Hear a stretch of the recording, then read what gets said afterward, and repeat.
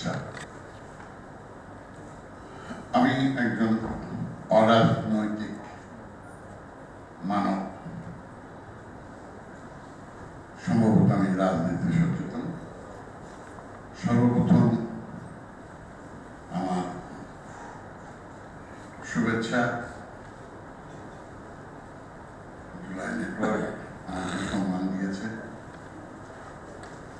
আমার বিবেক তাতে সায় দিয়েছে। আমার একটা আপত্তি, জরুরত শব্দটা নিয়ে। এটা হচ্ছে একটা ফার্সি শব্দ। এখানে যদি আমি প্রয়োজনটা দিতাম তাহলে আরো বোধগম্য, আরো হৃদয়ের কাছে আসতো কথাটা। জুলাই সনদের প্রয়োজন কথাটাকে বলিষ্ঠভাবে বলা যেত। জরুরত শব্দটা অনেকের বিবেক থেকে চলে যাবে। একটা কথা প্রচলিত, অনেকে জানে আবেগ এবং বিবেক। আর বিবেক আর আবেগ শব্দটা, আমি আবেগের বর্ষভূত হয়ে আমি ৭১-এ যুদ্ধ করেছি। ৭১-এর সনদ হয়নি বলে আমরা ১.৫ লাখ ২ লাখ মুক্তিযোদ্ধা, এখনো ২.৫ লাখ ৩ লাখ। অনেক মুক্তিযোদ্ধা ভাতা পায়, সকলে বলে অনেক, সরি আমি চিরানি ভাষায় কথা বলছি, অনেক ভাতা কম না। প্রশ্ন হচ্ছে অনেক ভাতা কম কিনা। দেন ইউ আর বোনাফেটেড অর আনবোনাফেটেড মুক্তিযোদ্ধা। বিগত ৫৪ বছর ধরে, ৫৪ বছর ধরে আমরা এই সম্মানটা পেয়ে যাচ্ছি। আমরা মুক্তিযোদ্ধারা এই সম্মানটা এই বিবেকের কাছ থেকেই পেয়ে যাচ্ছি।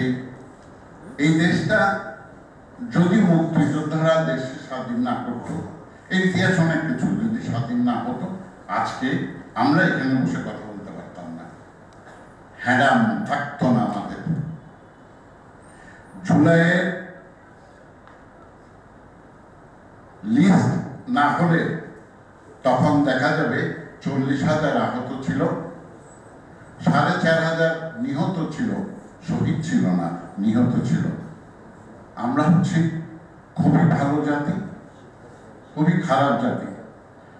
১৮৫৭ থেকে ১৬৮ বছর আমরা কিন্তু ফিল্টার হচ্ছি, কিন্তু আমরা ফিল্টার হইনি। ওয়ারেস আল্লাহর কুদরতের কয়লা, মাটি, পাথর দিলেই পানি নাকি ফিল্টার হয়ে যায়। আর আমরা ১৬৮ বছর ফিল্টার হইনি। এখন আমরা বিভিন্ন ভাষায় কথা বলছি।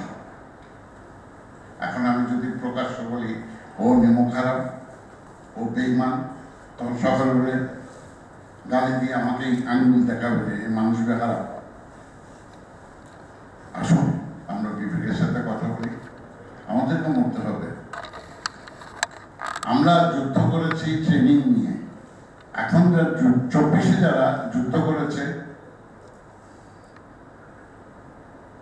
সম্মান করুন, ওদের আবেগ এবং বিবেককে সম্মান করুন।